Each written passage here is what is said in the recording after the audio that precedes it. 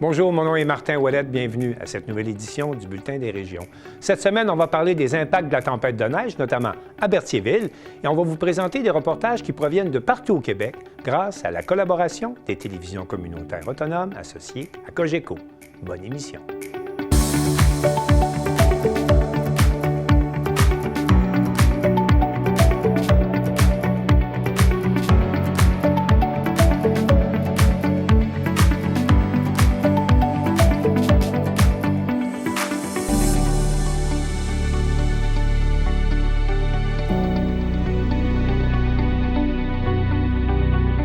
Au sommaire pour vous cette semaine. À Forestville, le Centre de formation professionnelle de l'Estuaire présente son laboratoire mobile d'apprentissage. À Berthierville, on analyse les impacts de la panne d'électricité majeure causée par les récentes chutes de neige. La députée de Laurentide-Labelle répond à la question « C'est quoi faire de la politique? » À Montjoly, le transport adapté et collectif de la Métis souligne 40 ans de service à la population en lançant une nouvelle application. La 4e édition du gala Brandon en action met en vedette les entrepreneurs de la MRC de Dautré. À Sainte-Anne-des-Monts, la trade tournante fait soigner la compagnie dans le fond de la boîte à bois. À Port-Daniel-Gascon, une ligue de hockey féminine voit le jour. Mais pour commencer cette émission, on se rend à Causapscal, où la rivière Matapédia est à son plus bas niveau en 28 ans, et Carl Blanchette de la télévision de la Matapédia fait le point sur cette situation et ses impacts, en compagnie de Mireille Chalufour de l'organisme Bassin Versant Matapédia-Restigouche. Je me trouve présentement au Parc des Fourches à Causapscal, un endroit qui regorge de beauté, mais cette année, en fait cet automne plus précisément, on constate que le niveau d'eau est plutôt bas. Est-ce que c'est inquiétant ou non? Je m'adresse à Mireille Chalufour, qui est co-directrice de l'organisme de bassin versant Matapédia-Restigouche, afin d'avoir un portrait plus clair de la situation. Merci beaucoup, Mireille, de nous recevoir pour parler, parce que là, on regarde ça présentement. L'eau de la rivière a l'air plutôt basse. C'est-tu normal pour ce temps-ci de l'année? C'est quoi qui se produit? Non, c'est vraiment, on est dans des records. Là. On est plus bas que depuis 28 ans d'enregistrement au niveau des niveaux d'eau de la rivière. Fait qu'on est dans les plus basses qu'on a. Fait que là, en ce moment, on avait des niveaux d'eau qu'on va à environ de 5 mètres à 8 mètres. Puis l'eau de la rivière peut monter jusqu'à 500 mètres. Ah, OK. Cubes par seconde. Okay. Fait que, on passe, là, on est à 8 mètres cubes par seconde au niveau de la rivière Assiniquagon. Puis quand elle est dans son plus haut, elle peut être jusqu'à 500 mètres cubes par seconde. Okay. Fait que ça vous dit la différence. On est dans le bas des bas en ce moment. Ouais. Puis, c'est quoi qui aurait pu causer un niveau d'eau aussi bas? C'est juste un manque de précipitation ou il y a d'autres facteurs? Là? Certains. Manque de précipitation. Je ne pourrais pas te répondre à cette science, toute cette science infuse de tout ce qui est en arrière, le changement climatique. On sait qu'avec les changements climatiques, on va avoir des variations plus accentuées. On parle de crues, mais on parle aussi de sécheresse. Okay. Alors, par exemple, je pense à nos jeunes qui font des suivis environnementaux d'une station environnementale. Ils regardent les petits insectes qui sont sous l'eau. À travers les roches, ils font des suivis des qualités de l'eau dans le bout de la rivière Matapédia à la confluence, proche de la confluence. En ce moment, c'est leur 2e année que les jeunes arrivent face à leur rivière, puis le bras est mort comme ça. Ils sont plus capables de faire leur analyse de l'eau, de leur suivi de rivière, parce que la rivière est à sec et tous les insectes sont morts. Et que les jeunes réalisent fortement, 2 années de suivi, ils réalisent qu'il y a quelque chose qui se passe au niveau de ça. Puis ça, j'imagine, ça peut affecter beaucoup la biodiversité. Ici, on est au royaume du saumon. J'imagine que ça affecte la fraie du saumon, aussi leur déplacement dans les cours d'eau. En fait, là, je voudrais pas être un poisson. Je ne saurais pas trop où me mettre. Alors, les seuls endroits qui vont rester se mettre, ça va être proche des refuges thermiques ou des refuges thermiques avec suffisamment d'eau. En ce moment, pour le saumon et la truite, l'omble-fontaine, il va avoir besoin d'une épaisseur d'eau suffisante pour aussi conserver les œufs pendant l'hiver. Ça, c'est pour le niveau du saumon, puis trouver leur habitat. Fait que, premièrement, il faut qu'ils réussissent à monter. Ouais. On est ça. Fait qu'on a des tributaires que l'omble-fontaine et autres doivent être pris dans un petit trou d'eau, puis c'est super dangereux pour le braconnage. Parce que là, c'est facile à aller chercher les pois. Okay. Puis, c'est encore plus triste quand on est face à ça. On sait qu'on a coupé les sous au niveau du suivi environnemental pour la qualité de l'eau, au niveau de tous les suivis environnementaux des rivières. Ça a été coupé. C'est pour le mois d'octobre et novembre. On avait au-dessus de 30 ans de suivi. Puis en ce moment, on sait aussi que le bureau des agents de la faune va quitter. Donc ça aussi, ça devient... On se retrouve dans des situations vraiment non idéales pour maintenir ce qui est notre royaume du saumon qui est ici. OK. Puis là, on voit que justement, c'est anormal. Est-ce que c'est de quoi qui risque de se reproduire d'année en année? C'est-tu... Si on regarde selon les dernières années, est-ce que ça va toujours en baissant? Moi, la dernière fois que j'avais vu Mars, sans eau, c'est en 2012. Okay. Ici, puis il y avait eu une autre grande sécheresse en 2006, si je ne me trompe pas. Okay. Fait que oui, ça va se reproduire. Que sérieux, ça va se reproduire de plus en plus. Et c'est là que c'est inquiétant. Parce que là, l'eau, elle devient moins épaisse, c'est moins profond d'eau. Oui. Le réchauffement va être beaucoup plus intense. Fait que le réchauffement, ça va être plus facile de réchauffer cette superficie d'eau-là que cette profondeur-là. OK. Ça aussi. Le saumon est super sensible à la température de l'eau. La truite aussi. Okay. C'est des bio-indicateurs. C'est eux autres qui nous disent si l'eau est en bonne santé puis si elle est froide suffisamment. Nous, on n'a pas des rivières de sableuses puis d'argile comme on peut retrouver comme plus dans les basses terres du Saint-Laurent. Okay. Ici, nous, on a du caillou puis de la petite roche puis ça regorge d'oxygène puis d'espace puis c'est ça que le courant fait. Okay. Et ce qui fait qu'on a un habitat génial pour notre saumon puis ce qu'on appelle les salmonidés, le saumon et la truite. Toutefois, là, en ce moment, qu'est-ce qui va se passer? C'est que ça va être trop chaud. Quand on atteint un 20 degrés, le saumon ou l'omble-fontaine commence à avoir un stress qui vient affecter un stress léthargique. Donc, ils vont moins bouger et autres parce que l'eau va être trop chaude. Quand on tope des températures de 23, on risque de la mortalité. Et si ça dure trop longtemps, là, on se retrouve avec de plus en plus de jours où on a des températures de 23 degrés jusqu'à 27 et même 30 degrés observés dans la rivière Restigouche cette année. C'est la température de l'eau. La température de l'eau. Fait que finalement, ce qu'on se retrouve, c'est que les journées, les temps d'exposition de l'eau chaude est beaucoup plus long. Puis là, ça va être encore beaucoup plus long. Heureusement que là, l'été, il est fini. Ouais. Pour eux, ça donne une chance, l'eau va rester froide. Donc, qu'est-ce qu'on peut faire, nous, dans notre vie, dans notre milieu de vie, dans nos maisons, des jardins de puits? Récupérer l'eau. Récupérer l'eau aussi pour qu'elle aille s'infiltrer dans le sol. L'économie d'eau potable aussi, là, ça va venir jouer. Donc, ne pas arrêter de laver sa pelouse, de laver son stationnement ou avec l'eau. J'en vois encore. Donc, ça va être l'économie d'eau potable, l'infiltration de l'eau, la gestion de l'eau, toutes les tendances qu'on poussait vers ça vont devenir quasi des obligations. Pas des obligations, mais un mode essentiel de travailler et puis de maintenir collectivement cette ressource qui est l'eau. Merci beaucoup, Mireille. Parfait, ça me fait un grand plaisir. Si on a besoin de plus d'informations, on peut vous contacter à l'OBVMR si on a des questions, j'imagine. Oui. Puis si vous voulez savoir quelle grandeur est votre jardin de puits, puis vous vivez dans la ville de Sébec, Val-Brillant, Amqui, Lac-aux-Saumons, dans la vallée de la Matapédia, pas mal, ou c'est... C'est ceux-là qui sont proches de la rivière. Okay. Vous avez votre bilan hydrique résidentiel, fait que vous pouvez aller voir combien de grammes il faut que vous fassiez votre jardin de puits. On a un guide de jardin de puits qui est possible. Commencez à y penser, c'est faisable. Donc, si vous avez besoin de conseils, aussi, on est là, l'organisme de bassin. Parfait, on va mettre l'adresse au bas de l'écran. Parfait. Merci. Merci.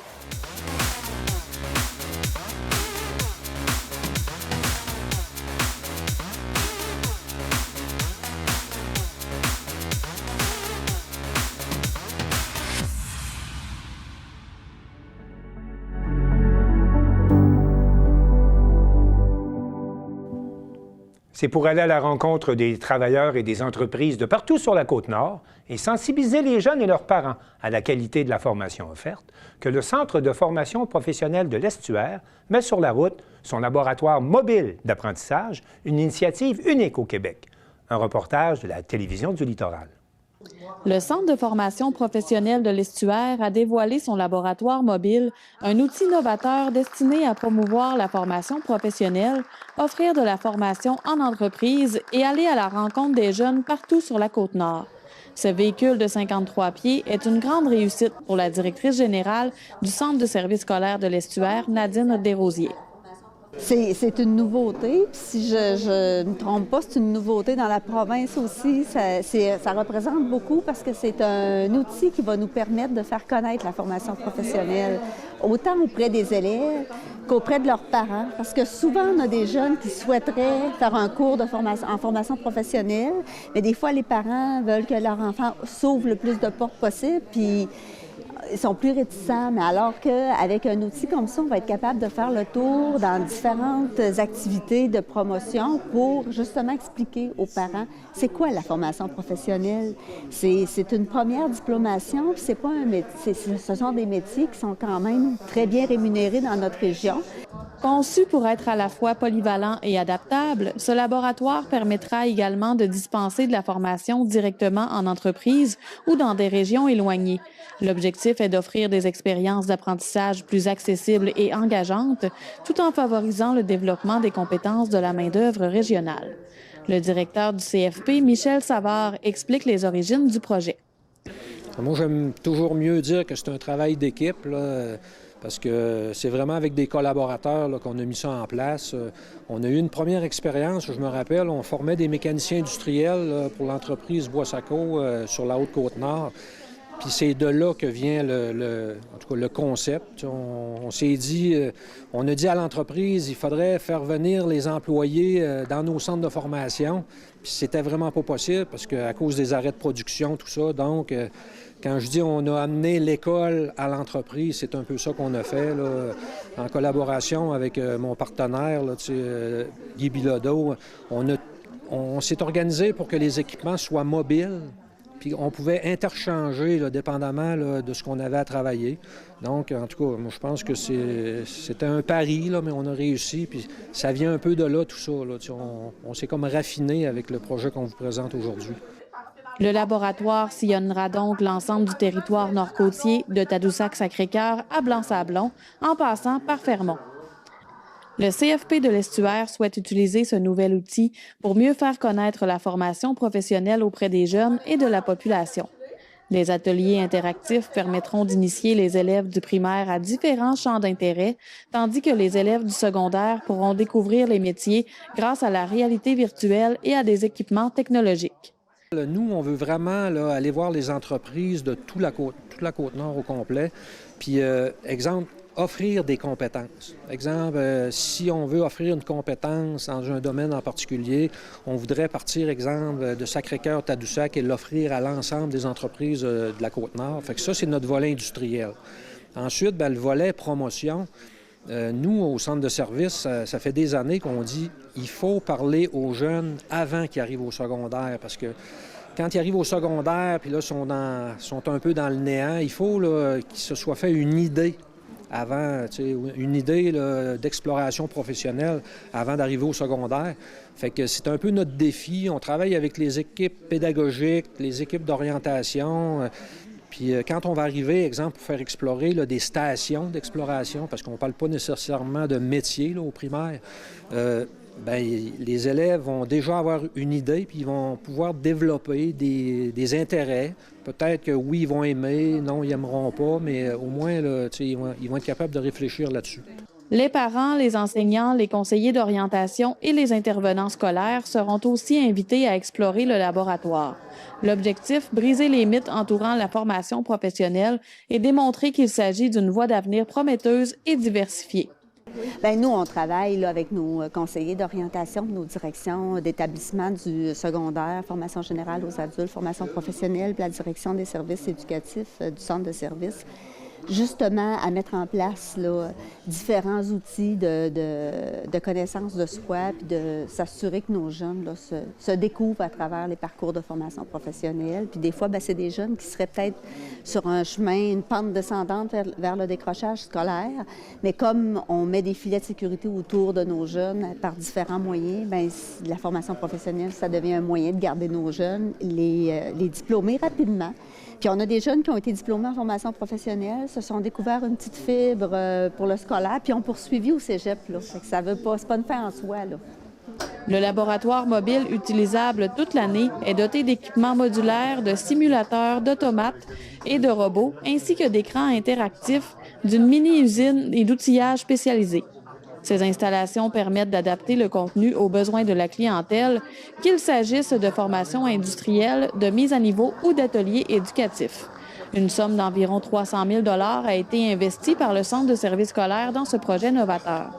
Le CFP prévoit aussi que le laboratoire participe à des événements spéciaux pour aller à la rencontre du grand public. Présentement, là, quand tout le monde va l'avoir vu, c'est que là, on veut faire des essais. Parce que quand on va arriver, des fois, on a une idée, on dit ça va se dérouler de telle façon, mais il faut vraiment tester là, avant de partir pour aller rencontrer toutes les écoles. Fait qu'on va cibler probablement peut-être une école primaire, une école secondaire, une école en milieu autochtone. On veut essayer d'avoir des endroits là, représentatifs, puis on va faire des tests dans ces endroits-là, puis quand on va, moi j'appelle ça toujours la run de lait, là. Quand on va partir pour faire notre run de lait, bien là je pense que notre produit là, va être testé, là, puis je pense qu'on va être sûr de ce qu'on va aller livrer. L'établissement scolaire ne compte pas s'arrêter là.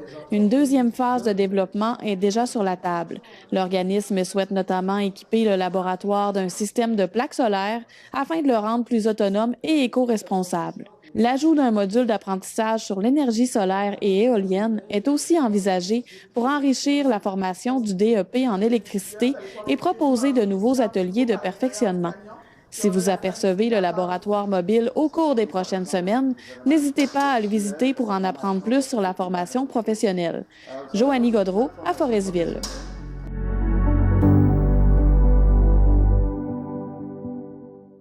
Les récentes chutes de neige ont provoqué beaucoup de pannes d'électricité au Québec. Jusqu'à 350 000 abonnés d'Hydro-Québec ont été privés d'électricité en début de semaine, notamment dans la région de Berthierville. Et nous allons faire le point avec Daniel Yvon de CTRB, car on ne réalise pas toujours les impacts importants de telles pannes de courant. Daniel Yvon, bonjour. Bonjour, Martin, ça va bien? Oui, alors la neige a tombé de rue chez vous et a provoqué beaucoup de pannes d'électricité. Oui, toute la région de Berthier, le sud de Berthierville, et qu'est-ce qu'on appelle les îles, même la Noret, a subi la température, oui. On pourrait dire, de lundi, oui. On calcule combien de centimètres de neige et puis combien de gens dans votre région ont été privés d'électricité? Tu sais, je te parlerais d'environ presque un 20 cm avec du verglas, des vents. Okay. Puis on parle facilement d'une 15 à 20 000 peut-être personnes qui ont été touchées dans notre coin, là. Maintenant, on sait, on a tous vécu des pannes d'électricité. On sait quels sont les inconvénients quand on est dans notre demeure. Là, on ne se retrouve plus d'électricité. Mais dans votre région, la panne d'électricité a provoqué beaucoup d'impact quand même. Oui, il y a beaucoup d'impact parce que la Berthierville, c'est un pôle important c'est une halte routière importante sur l'autoroute 40, l'autoroute 140, la sortie 144 qui crée beaucoup d'achalandage. On sait que juste le passage sur l'autoroute équivaut à une ville d'environ 30-35 000 habitants. Ça, je te parle de statistiques qui datent d'environ 10 ans. Donc, on s'est retrouvés lundi soir, même jusqu'à mardi, fin de journée, tard, avec plus d'essence, plus aucune station d'essence qui était disponible. On parle dans cette région-là. On parle aussi des îles. Là, l'accès au bateau est encore là, mais quand tu sortais du bateau, le poste d'essence principal qui est dans ce coin-là était fermé aussi. Donc, ça a créé beaucoup de problèmes. On peut imaginer quelqu'un qui était sur l'autoroute, sachant qu'il y a beaucoup de services à Berthierville, se disant « Je vais arrêter à Berthier prendre de l'essence », puis il n'y en a pas d'essence. On est plusieurs à le faire, Daniel. On est plusieurs à le faire, oui. Et là, tout était fermé. Bien, tout était fermé parce qu'il n'y avait pas d'électricité. Tu sais, c'est sûr que si c'était une panne d'1 heure, 2 heures, c'est vivable, mais quand ça a presque duré 18 heures, bien, je te dirais, c'est assez impressionnant, là. De 9 heures le soir à 5-6 heures le lendemain, ça a causé beaucoup de désagréments, disons. Et là, les automobilistes ne pouvaient pas compter sur la fameuse halte routière de Berthierville où on retrouve tous les services. Tout ça était fermé. Mais Daniel, vous me dites également qu'il y a eu d'autres effets comme tels à cette panne d'électricité. Bien, cette panne d'électricité-là aussi, on parle aussi des restaurants, là, où il y a beaucoup de restaurants. Ouais. Et pour rajouter par-dessus, bien, la centrale de traitement des eaux usées, des eaux d'eau potable, a eu une défaillance, a eu à cause de la panne d'électricité. On a même eu des bris de tuyaux. Donc, on se retrouve depuis hier matin aussi avec un avis d'ébullition à Berthierville encore là. Et Berthierville est la ville centre qui fournit l'eau encore là aux îles, aux municipalités environnantes, aux restaurants. Donc, un matin, avoir un café à Berthier, c'était même pas pensable dans un restaurant parce qu'il n'y a pas d'eau potable. Mais comment on explique le fait qu'un service essentiel comme l'eau potable soit pas doté, qu'une usine d'épuration des eaux soit pas dotée des équipements qui leur permettent de travailler, même en cas de panne? Normalement, il y a des génératrices, parce que c'est un service essentiel, l'eau potable. Oui, on peut présumer que la tempête hâtive qu'on a eue n'a pas permis de mettre en place tous les systèmes, tu sais, dans le sens que, tu sais, à un moment donné, la génératrice, comme nous ici, on a saisi la diffusion parce que nos batteries, après 3-4 heures de service, sont plus efficaces. Donc, on ne peut plus servir notre clientèle. On peut présumer que ça soit aussi cette raison-là. C'est sûr qu'il va y avoir des questions qui vont être posées lundi au prochain conseil municipal là, qui va avoir lieu lundi prochain. Là. Parce que là, vous êtes encore en avis d'ébullition de l'eau depuis 3 jours maintenant. Depuis hier matin, et c'est un minimum de 48 heures. Donc, depuis mardi, le lendemain de la tempête, là. Non, la journée de la tempête, ouais, c'est ça, le lendemain, les suites de la tempête, lundi, mardi. Depuis hier matin, on est en avis d'ébullition. On en a pour 48 heures minimum. Et comme indiqué sur le site de la ville, bien, ça prend 2 tests négatifs, disons, pour pouvoir autoriser l'utilisation de l'eau potable. Donc, tous les restaurants du coin sont en attente de répondre à cette situation-là. Là. Alors, comme on peut le voir, Daniel, les impacts sont importants dans votre région et je suppose que c'est la même chose un peu partout, là où il y a eu des pannes d'électricité. Mais il y a une particularité chez vous. L'usine de transformation, de traitement des eaux a été, elle aussi, en panne pendant un certain temps, ce qui est quand même assez particulier pour un service essentiel comme celui-là. Oui, absolument. Vous avez absolument raison. Oui. On se pose des questions, mais on n'a pas de réponse pour l'instant. Mais il y a des conseils de ville un peu partout au Québec la semaine prochaine. Peut-être que vous aurez des réponses. Parlant de conseils de ville, là, je voulais en parler avec vous. C'est assez particulier parce qu'il y a un conseiller municipal par chez vous qui a été élu par pile ou face. Qu'est-ce qui est arrivé? Qu'est-ce qui est arrivé, c'est que le soir des élections, le fameux 2 novembre, il y avait des candidatures. Il y avait Gaétan Bayard, qui était le conseiller sortant, et un nouveau conseiller qui voulait se présenter, Louis-Philippe Hébert, dans la municipalité de Sainte-Geneviève de Berthier. Et étrangement, le nombre de votes a été équivalent. Donc, on parle de 68 votes pour chacun des candidats. Oui, on voit le bulletin, là, oui. C'est ça, on voit la réponse. Il n'y a aucun vote de rejeté et les procédures légales, là, on pourrait dire, quand ça arrive, c'est le fait qu'un juge a eu dû refaire le recomptage. Cette activité-là a eu lieu lundi dernier, donc le 10 novembre, et le juge a dit qu'il n'y avait absolument aucune irrégularité, excusez-moi. Oui, donc, c'est ça, irrégularité. Donc, il a confirmé justement l'égalité des 2 candidats. Et la solution, dans ce temps-là, selon la loi, c'est tirer à pile ou face. Donc, c'est le nouveau conseiller. On a Louis-Philippe Hébert qui va être le nouveau conseiller pour le district 3. Monsieur Bayard, qui était un conseiller depuis très, très longtemps, qui était beaucoup pour... Ça, c'est M. Hébert qu'on voit là, à l'écran. Donc, M. Gaétan Bayard, qui a été conseiller pendant plusieurs années, ardent défenseur d'environnement, donc a perdu son poste à pile ou face. Eh bien, on en verra de tous les genres dans ces élections municipales. Daniel Yvon, merci d'avoir fait le point, puis de nous rappeler qu'il y a beaucoup d'impacts que l'on n'envisage pas toujours lorsqu'il y a des pannes d'électricité. Et puis, je vous dis au prochain pile ou face pour se revoir. D'accord. Oui, c'est ça, on verra. Mais c'est assez inhabituel. C'est ça, on verra. Donc, la prochaine fois, ce conseiller-là va se présenter comment tu as gagné à pile ou face. Oui, on ne peut pas dire que ça s'est jugé au mérite. Daniel Yvon, merci beaucoup et au plaisir de vous retrouver. Merci.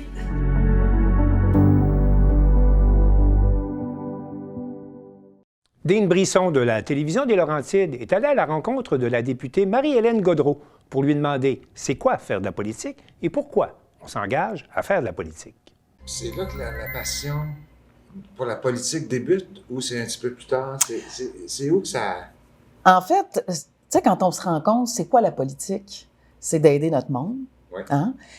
Puis dès que je me suis rendu compte que finalement, j'en ai toujours fait, mais que je n'étais pas nécessairement militante active, bien que, bon, j'ai quand même milité passablement dans les années 2000 au Parti québécois, et j'ai vécu l'expérience d'être attachée politique de Joanne Deschamps de 2009 à 2011. Je me suis rendu compte que la politique, c'est notre vie, parce que toute ma vie, partout où je travaillais, j'essayais de soutirer le maximum pour, dans le fond, ce sur quoi on tentait, dans le fond, que ce soit des sommes d'argent pour les organismes communautaires, s'assurer que les services, les prestations de services. Quand j'ai fait de la suppléance dans les écoles, c'était qu'est-ce qu'on peut faire pour amener les élèves à aimer l'école, à vouloir apprendre.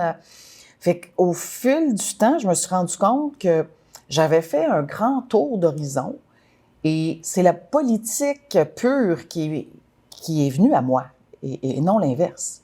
Parce qu'en 2018, si on se souvient, quand Yves-François Blanchet est devenu le chef du Bloc québécois, ben on nous disait qu'on n'existait plus, là, le Bloc.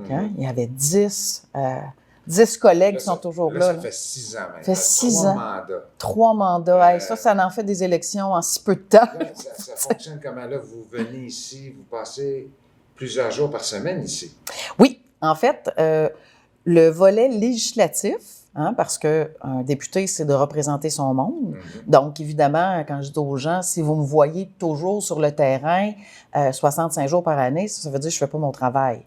Parce qu'il y a 26 semaines dans l'année où on a notre travail de représentant à Ottawa. Donc, ça commence en septembre, une pause à Noël, puis on finit juste avant l'été. C'est pour ça que l'été, on a beaucoup plus de temps d'aller voir notre monde. Exact. C'est à peu près 200 événements par année, là, même si je suis 6 mois quand même. ici. Là, la famille, comment ils ont pris ça, la famille, depuis 6 ans? Là? Comment vous conjuguez avec ça? Ça a été une grande de mes réflexions parce qu'en 2019, mes 2 filles avaient 12 et 15 ans. Donc, on va se dire que c'est des grandes, mais c'est au cœur même de l'adolescence. Donc, je les ai mis dans le coup. Et puis, on a fait un pacte aussi en se disant, le 26 semaines, je vais vraiment me dévouer. Et honnêtement, il faut que je dise quelque chose. Parce que lors du résultat, en 2019, je m'en souviens comme c'était hier, il y avait une journaliste. Me demande si j'étais fière. Effectivement, il se retourne et pose la question à mes 2 filles. Qu'est-ce que ça fait? Qu'est-ce que ça vous fait de perdre votre mère? Ouf, quand même. C'est une drôle de question. Ouais. Mais ça, oui, je peux comprendre. Est-ce que tu sais qu'est-ce qu'ils ont répondu? J'en ai des frissons encore. Ils ont dit, écoutez, madame, notre mère a passé depuis qu'on est enfant auprès de notre grand-père, qui, mon père, était atteint de la sclérose latérale amyotrophique. Donc, les dernières années, c'était du 20 heures semaine, là, du temps pour lui donner des soins, nourrir, etc. Fait qu'ils ont dit, elle a consacré beaucoup de temps à notre grand-père. Et là, grand-papa n'est plus là. Donc, le temps qu'elle va investir dans une année, ben elle va l'offrir à beaucoup plus de gens. Là, j'ai fait « OK! » C'est quand même touchant. Fait que dans le fond, c'est là que je me suis dit, c'est la qualité qui est importante. Donc, les moyens de communication aujourd'hui, c'est extraordinaire. C'est un coup de téléphone, un texto, on peut se voir. Oui. Des fois, on fait un aller-retour. J'étais à 2 heures, même pas 2 heures et demie. Justement, vous voyagez seul quand vous voyagez? Vous prenez votre voiture? Absolument. Là, vous embarquez dans la voiture. La première fois, je vais sauter à la première fois parce que ça m'intrigue. La première fois, vous embarquez dans la voiture, on s'en vient ici, vous allez découvrir votre bureau, vous installer. C'est comment ça se passe la première fois? Ben, c'est étourdissant. Oui, hein? Puis en même temps, on s'en rend pas compte. Et une chance qu'on s'en rend pas compte. Parce que là, les portes s'ouvrent, les gens t'appellent honorable, puis là, tu fais comme « Oh, attends une minute, là! » C'est gros. C'est gros! C'est gros, là. Fait qu'une chance que, en tout cas pour ma part, même aujourd'hui, des fois, c'est quand j'ai de la visite comme toi qui vient, je me dis, OK, c'est vrai, on représente quand même les 41 millions de Canadiens, puis on est 343. Mais il ne faut pas que je pense à ça, parce que je pense à qui? Je pense à mon monde de Laurentides-Labelle. Votre comté. Exactement. Là, vous avez...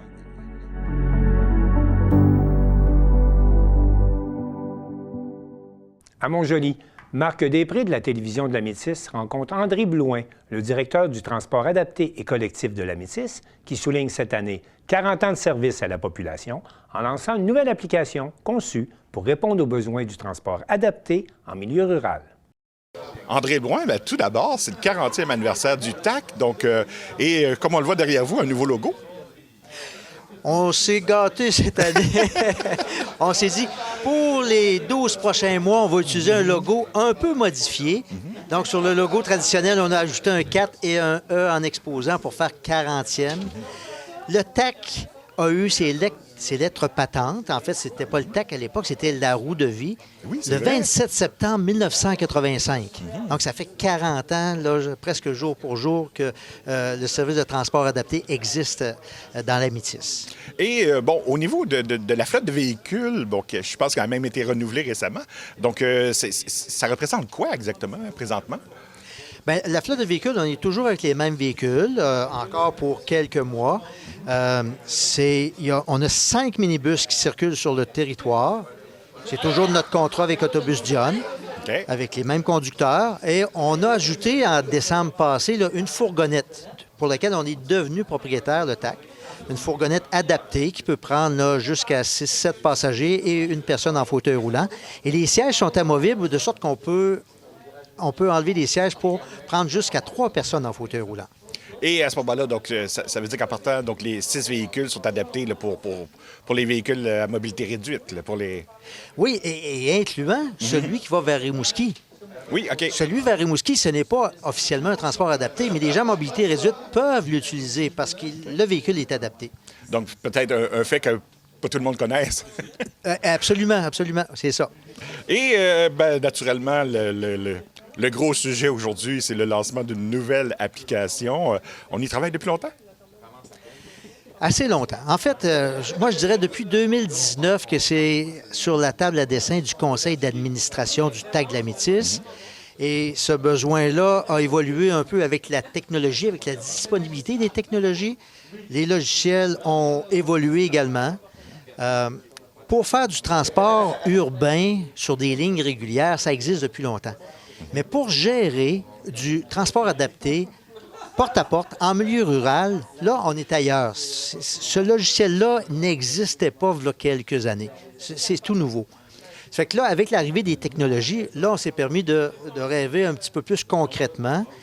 Et on a commencé, il y a 3 ans, à engager quelqu'un qui va réfléchir à ça, qui va préparer nos données pour faire une migration. On a fait un choix parmi tous les fournisseurs qui existent.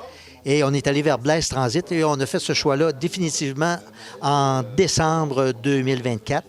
Et depuis ce temps-là, là, on est à temps plein pour implanter concrètement ce qu'on vit aujourd'hui, là, la mise en service d'une application numérique. Et ce qui est intéressant, une entreprise québécoise, il faut l'avouer.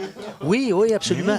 Absolument. Qui a des ramifications aux États-Unis, dans les provinces maritimes, en Ontario, qui a un lien avec l'entreprise Matawan, qui est un gros joueur international qui vient d'Europe. Donc, on est avec un partenaire qui est très solide. Et à ce moment-là, on n'enlève pas le téléphone. Lui, malgré l'application, on peut encore téléphoner. Là. Le fonctionnement du TAC ne change pas. En fait, l'équipe de bureau reste en place, apte à recevoir les appels téléphoniques, les demandes de réservation et des rentrées dans le nouveau logiciel.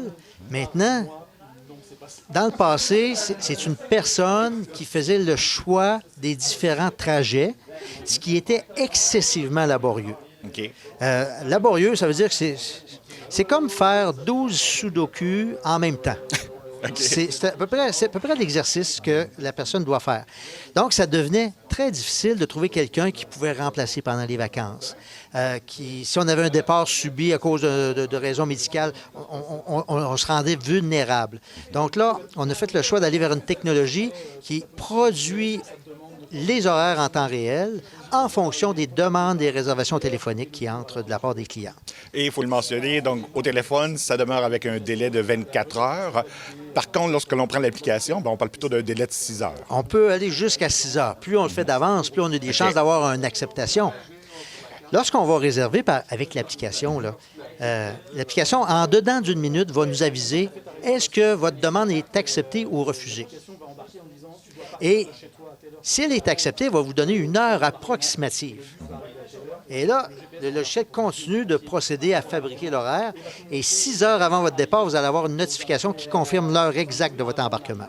Et ce qui est intéressant aussi, le chauffeur a une tablette numérique dans son véhicule. Donc, à ce moment-là, s'il y a une surcharge subite ou l'inverse, à ce moment-là, la personne va pouvoir savoir votre véhicule s'en vient ou sera en retard, etc.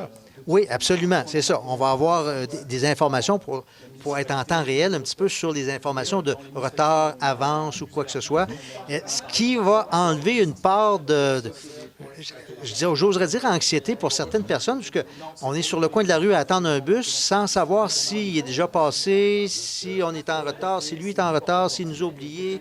Donc, il y a tout le temps comme un petit doute qui subsiste, qui est inconfortable. C'est rassurant, quelque part. Et l'application va nous enlever une partie de ce doute-là. Ça va devenir plus confortable.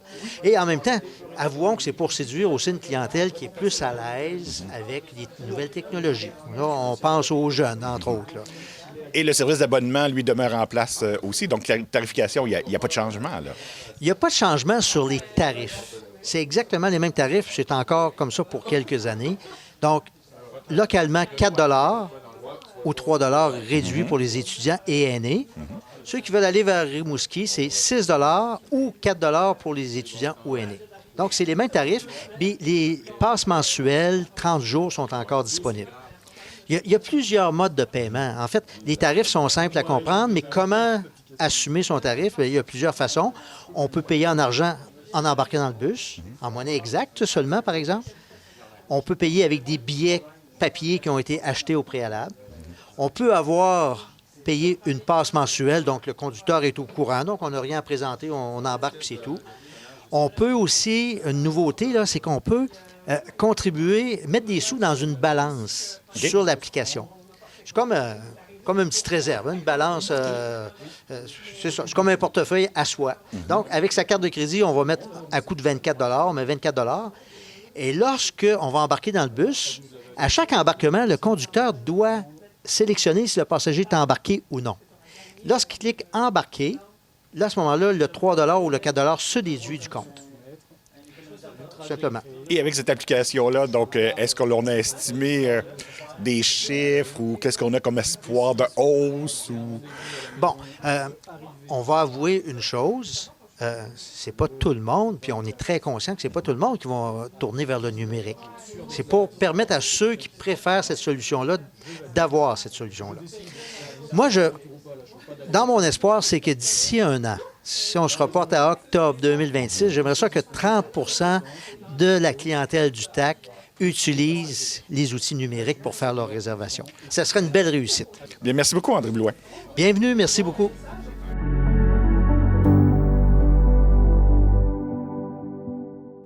La Chambre de commerce de Brandon tenait le 6 novembre dernier la 4e édition du gala Brandon en action, où près de 40 entreprises et organisations étaient mises en nomination dans une dizaine de catégories.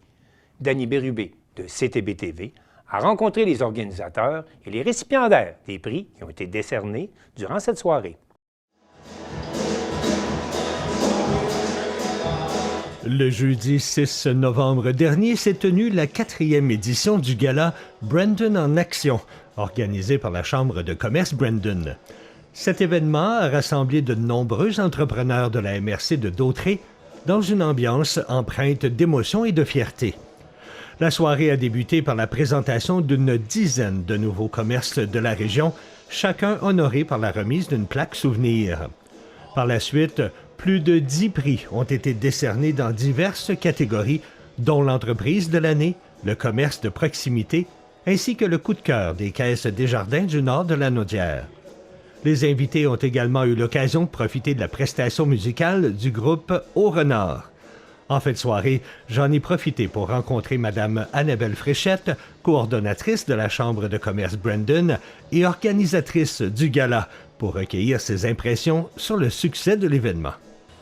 4e édition du gala Brandon en action ce soir. Et oui, il y avait de l'action, c'était tout un gala, c'était vraiment le fun. Comment est-ce qu'on se sent, Annabelle? Oh, ben là, on vient tout juste de terminer le gala. On est très fiers d'avoir remis ces prix pour avoir mis à l'honneur toutes ces entreprises. C'était une quarantaine d'entreprises, d'organisations qui étaient mises à l'honneur ce soir dans une dizaine de catégories.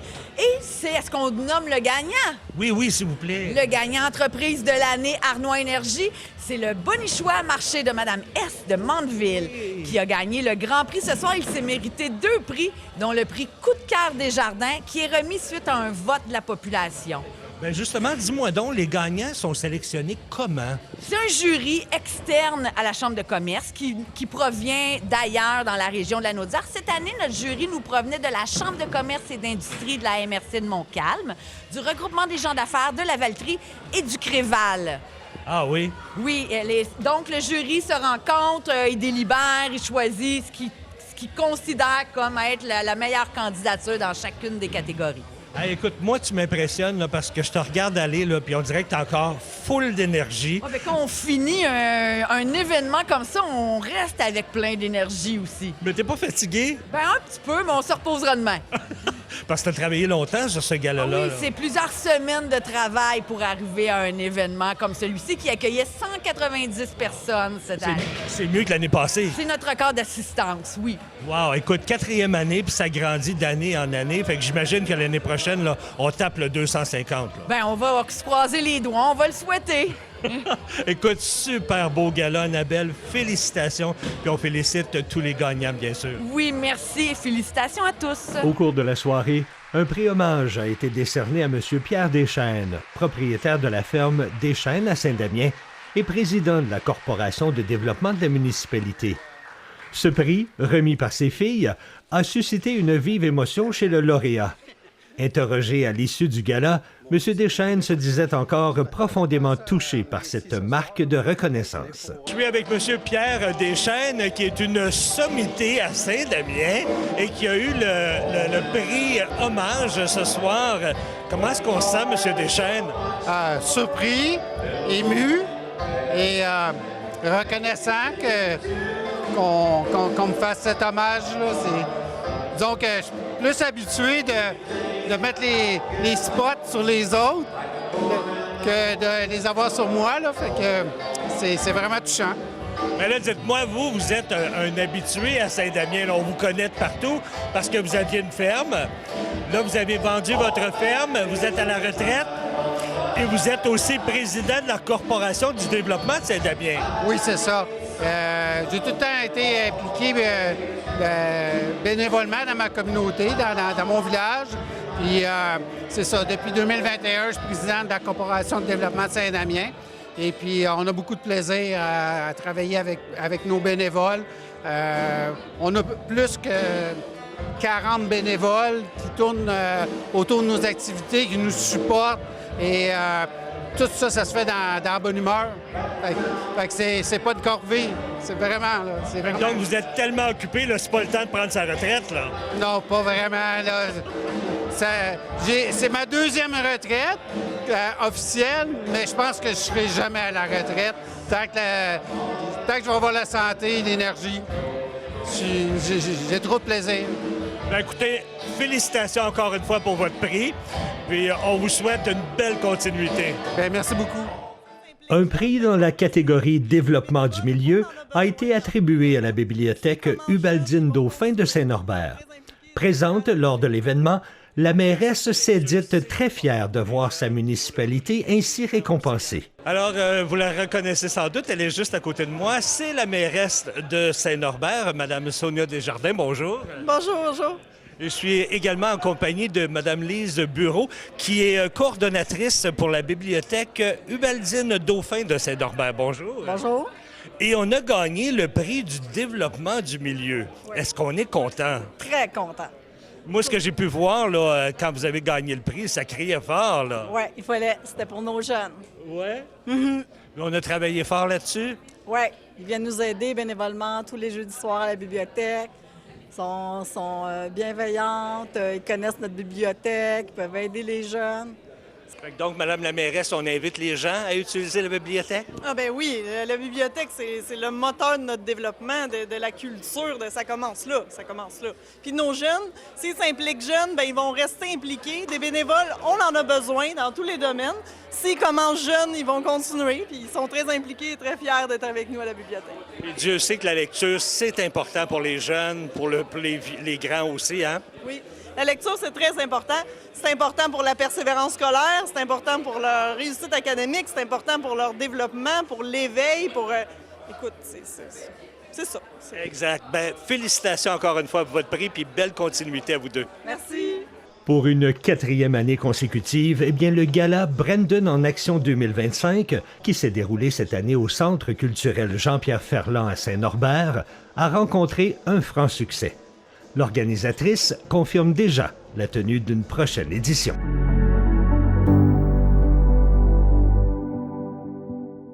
La trad tournante était de passage à Sainte-Anne-des-Monts avec une programmation comprenant des jams, des ateliers de danse, un concert du groupe Cavaz et une veillée de danse traditionnelle. La télévision de la Haute-Gaspésie a rencontré ces joyeux lurons qui font vivre et revivre nos traditions musicales. Aujourd'hui, on est ici pour la 2e fin de semaine de Trad tournante, qui est en fait un concept pour pouvoir mettre ensemble des musiciens de la région et des musiciens que j'invite. Par exemple, cette fois-ci, c'est l'ensemble Cavaz qui vient de Montréal.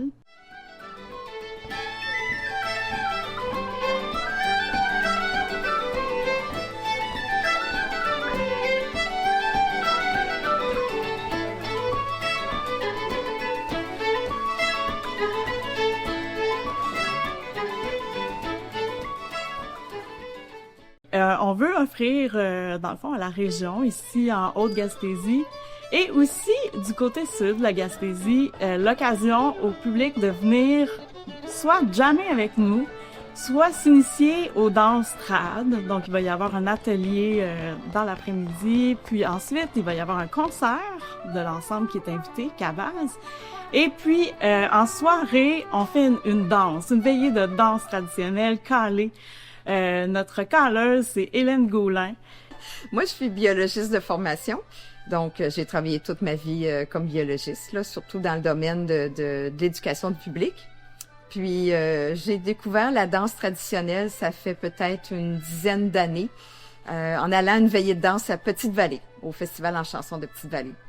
Et puis, j'ai eu ben du plaisir à danser. Mais je regardais le caleur sur la scène puis je me disais, moi, c'est ça que j'aimerais faire. Parce que j'aime beaucoup faire de l'animation. Un caleur, une caleuse, c'est la personne qui anime la veillée de danse. Donc, qui explique les danses aux gens. Puis ensuite, qui annonce les mouvements. Donc, on va dire, tout le monde par la main, une ronde à gauche, changer de côté, on s'est trompé, on swing le sien, on swing la sienne, ainsi de suite. Donc, on annonce les mouvements. Donc, les gens n'ont pas besoin de savoir danser. Ils écoutent le call et puis ils savent ce qu'ils ont à faire puis comment ils peuvent s'amuser.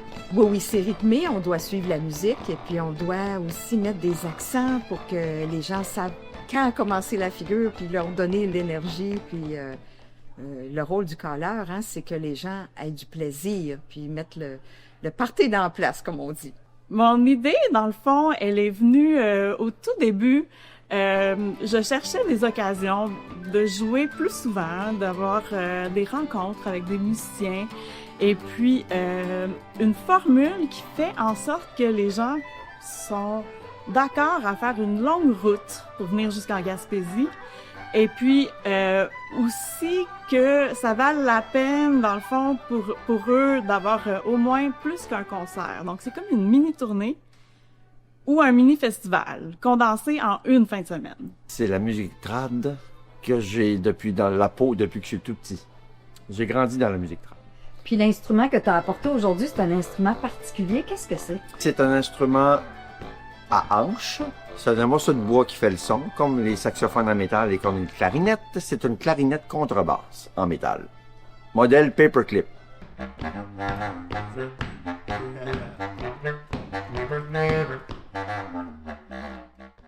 toi, tu es un musicien, ça fait longtemps que tu fais de la musique. Tu joues quoi comme instrument? Je joue plein d'instruments. J'ai grandi sur le piano toute mon enfance. C'était mon Game Boy. On n'avait pas de télévision.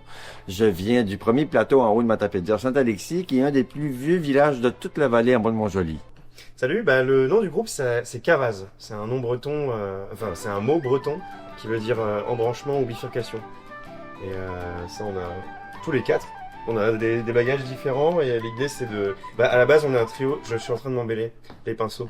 Parce qu'en ce moment, Jocelyne elle remplace Isaac, mais on est un trio à la base donc c'est pas très clair. On connaît Émilie depuis un petit bout, puis dans le fond l'idée du projet est qu'on fait de la musique québécoise, irlandaise et bretonne. Et fait que là, elle a décidé de nous inclure pour venir jouer de la musique québécoise. Oui, c'est ça, c'est un peu l'idée de faire un échange avec elle puis Martin, puis de jouer des tunes gaspésiennes, jouer pour les danses, puis venir jouer, c'est ça, c'est bien le fun, c'est un beau projet.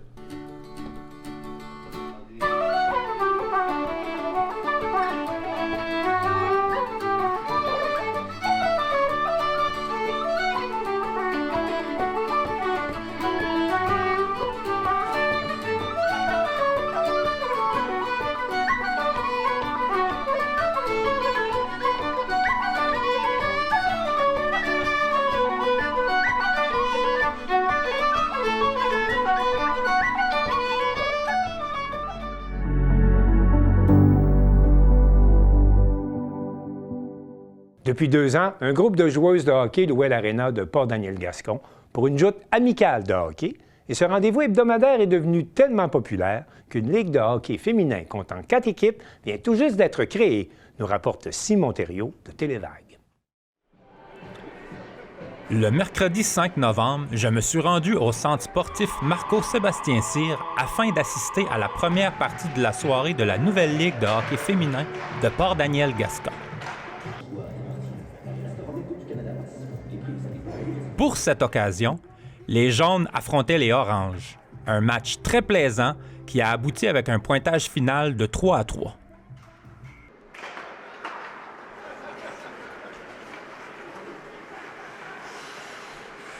En compagnie de Valérie Castillo, je te remercie. Tu viens juste de jouer un match, donc c'est vraiment plaisant que tu es ici. C'est un très beau match. En passant, comme on les aime, c'était terriblement serré. Puis c'est la nouvelle ligue de hockey féminin de Port-Daniel-Gascon. Donc, comment ça a pris forme, cette ligue-là, Valérie? Bien, dans le fond, depuis 2 ans, on faisait toujours une gang de filles. Là, on était une quinzaine, vingtaine de filles qui faisaient une location de glace tous les mardis soirs. Fait que quand quelqu'un qui était dispo pouvait venir, on n'avait pas besoin de s'inscrire. On venait quand ça nous tentait, puis on payait, mettons, 10$ chaque fille. On louait la glace, on jouait pendant 1 heure. Si on était 20, on séparait 10 contre 10. On faisait des équipes aléatoires, on jouait une équipe contre l'autre. Puis finalement, plus on allait, plus il y avait de filles qui voulaient venir jouer. À la fin, on était une quarantaine, 45 une fois une soirée. Fait que, on voyait que c'était vraiment, les filles avaient vraiment un engouement envers le hockey féminin. Donc, il y a une fille du comité, justement, Linda Desbois, qu'on surnomme Poussin, qui a décidé de créer une ligue de hockey féminine. Donc, tout part de elle. C'est elle qui a fait les démarches de location de la glace tous les mercredis soirs, puis commander des chandails pour les 4 équipes. Puis, tout part de elle. Puis ensuite, on a formé un comité, puis on a tout mis ça en place. Okay. Peux-tu me nommer un peu les joueuses qui sont sur le comité? Oui, on est 7 sur le comité. Il y a Stéphanie Beauchamp, Alexandra Anglard, Cynthia Giroux, Cathy Poirier, je ne veux juste pas l'oublier, Linda Desbois, Audrey Pouliot et moi. Puis les joueuses de territoire, c'est de où à où? On a des joueuses de Passebiac, puis la plus loin habite à Grande-Rivière. Fait qu'on a quand même un bon territoire. Là. Les filles font pas mal de routes pour venir jouer leur game. Fait qu'il faut croire que ça vaut la peine.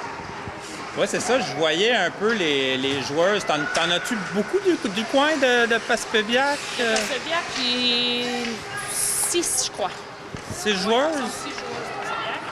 La plupart sont plus de Chandler, Newport, Gascon, Port-Daniel aussi, là, plus local. On a environ 5 de Grande-Rivière puis 5 de Passebiac. Puis la moyenne d'âge des joueuses, ça se situe où? Une bonne étendue. On a une fille, dans les régulières, on a une fille de 15 ans puis on a une fille de 62 ans. Donc ça joue entre cette tranche d'âge-là. J'ai vu avec quelques joueuses qui avaient les bas des cyclones, donc eux autres, pendant la semaine, ça leur permet de venir se pratiquer. Puis, on a 3 joueuses des cyclones, donc 2 qui sont régulières, puis une qui joue pour les cyclones l'année passée, qui est maintenant trop vieille pour jouer avec les cyclones, donc elle joue vers ici. Là. On a quand même du bon calibre. Oui, j'ai vu ça, ça fait quand même monter le calibre. Là. Les joueurs, ils patinaient beaucoup. Puis toi, ton hockey mineur, tu l'as fait tout? J'ai pas fait mon hockey mineur. T'as pas fait d'hockey mineur? T'as joué pour le plaisir? Il y a 3 ans, oui. OK. J'ai toujours aimé le hockey, mais j'ai pas fait mon hockey mineur. C'est le fun. Je te voyais aller, ça va... Il y en a beaucoup qui l'ont fait, la majorité. Je te dirais que dans la ligue, il y a une moitié que c'est des débutantes qui n'ont jamais joué, puis l'autre moitié, c'est des filles qui ont fait leur hockey mineur. OK. Ouais. Non, c'était spécial comme calibre, parce que c'est ça, tu voyais, c'était rapide, il y avait des joueurs, ça commence, mais... Oui, il y en a de tous les calibres, c'est ça qui est le fun, on est là pour s'amuser, fait qu'on refuse personne, tout le monde qui veut venir jouer, même si vous avez jamais enfilé de patin de votre vie, c'est le temps de venir essayer, là, parce qu'il y a des calibres de toutes sortes. Là. Ah, c'est vraiment une bonne idée, puis c'est vraiment plaisant que vous acceptez que les joueurs, des nouvelles joueuses viennent. Oui, si on veut qu'ils apprennent à jouer, il faut qu'ils commencent par jouer, justement. C'est ça. Puis, pour faire la ligue de hockey féminin, est-ce que vous êtes basé un peu sur les ligues de balle molle, que les filles jouent un peu dans le coin aussi? Je te dirais que c'est pas mal. Les filles qui jouent au hockey, c'est quand même les filles qui jouent à la balle molle l'été. Je dirais que la majorité, c'est des sportives autant d'hiver que d'été. Fait que, ouais. Ça a parti des amis? Ça n'a pas parti de la balle molle, par exemple. Ça a parti vraiment des locations qu'on fait le mardi soir. Mais oui, les personnes qui jouent au hockey, la plupart, l'été, c'est la balle molle qui prend la place. Okay.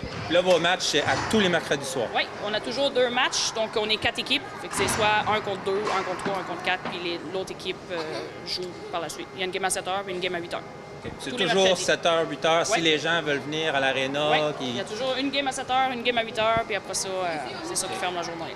Bon, ben, c'est super. En tout cas, c'est vraiment une belle ligue. Puis je souhaite que ça va continuer, qu'il y a de plus en plus de filles qui vont jouer en voyant ça aussi. Puis probablement parce qu'on a une bonne liste de remplaçantes. Puis à chaque semaine, il y en a qui se rajoutent. Okay. Si on voudrait, juste avec la liste de remplaçantes, on pourrait faire une 5e équipe. Mais à ce moment-là, si on manque de joueuses, bien là, on n'a plus personne pour aller piger. Mais je pense que dans les années prochaines, on va peut-être être capable de faire 5 ou 6 équipes. Oui, puis ces filles-là aussi, ils peuvent faire des équipes, aller jouer des tournois. Oui, c'est ça. Comme là, justement, ici à Gascon, la semaine prochaine, il y a un tournoi. Il y a 3 équipes féminines. C'est pas des équipes de la Ligue, c'est nous autres même, parmi la Ligue, on s'est créé 3 équipes différentes.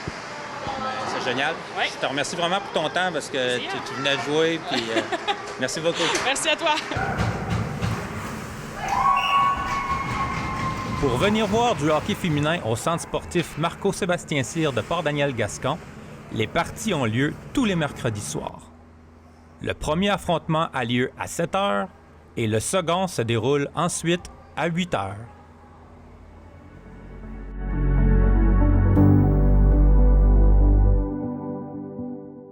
C'est tout pour le bulletin des régions cette semaine. J'espère que cela vous a plu. Je remercie toutes les stations de télévision participantes et je vous dis à bientôt.